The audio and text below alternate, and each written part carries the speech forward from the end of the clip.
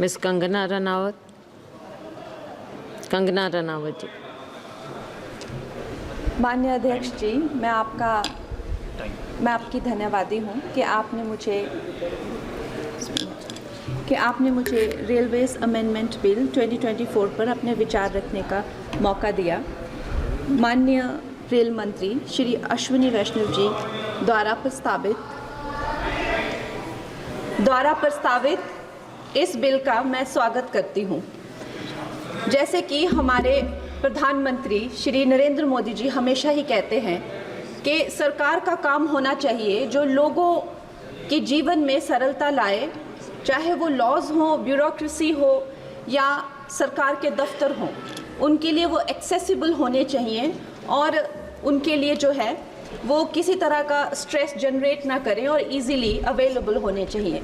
निश्चय ही ये जो बिल है इस उद्देश्य में जो है वो सफल होता है और इसके अंतर्गत जो है 1905 में जो रेलवे बोर्ड एक्ट था उसको 1989 में जो रेलवे एक्ट है उसमें क्लब किया जा रहा है। निश्चय ही इस तरह के जो एक सिंगुलर लॉ बनाकर जो है वो आई फील कि हमारे जो साधारण मानवीय हैं उनके लिए बहुत ही इजीली अवेलेबल होंगे, एक्सेसिबल होंगे, इसीलिए मैं इसका स्वागत करती हूँ।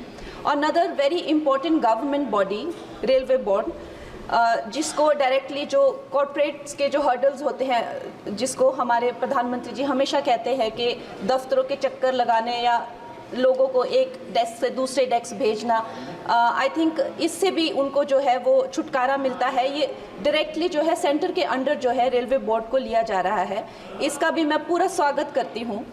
और उसके साथ ही वंदे भारत की जो हमारी जो ट्रेन्स हैं वो हमारे लिए आत्मनिर्भर भारत आधुनिकीकरण का एक बहुत बड़ा, एक प्रभावशाली उदाहरण, एक चिन्ह बनकर आई हैं सामने। और जब 68 वंदे भारत जो है भारत को दी गई थी तो उसमें से एक वंदे भारत हमारे हिमाचल जैसे छोटे से प्रदेश को भी दी गई थी, ऊना शहर में।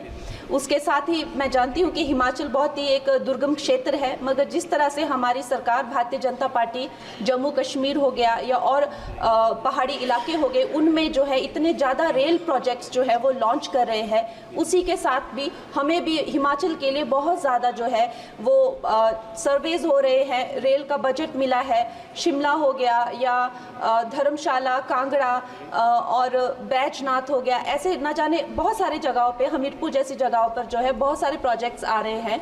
लेकिन मैं माननीय मंत्री जी का ध्यान मैं मंडी क्षेत्र की तरफ लाना चाहूँगी। एक्चुअली मंडी क्षेत्र 60 to 70% ऑफ जो हिमाचल का जियोग्राफिक एरिया है वो मंडी क्षेत्र में ही आता है और हमारा जो क्षेत्र है उसमें अभी तक इस तरह का ना कोई सर्वे हुआ है ना सुविधा है। अगर हमारे क्षेत्र में अगर चाहे वो सेंट्रल मंडी अगर दिल्ली से जुड़ता है या चंडीगढ़ या चाहे अंबाला जैसी 2-3 जगहों से भी अगर हमें जोड़ा जाए तो हमारे हिमाचल की जो प्रगति और विकास है उसमें हमें बहुत सहायता मिलेगी। और उसके साथ ही मैं बहुत बहुत बधाई देती हूँ हमारे मंत्री जी को for 2024 railway amendment bill. Thank you.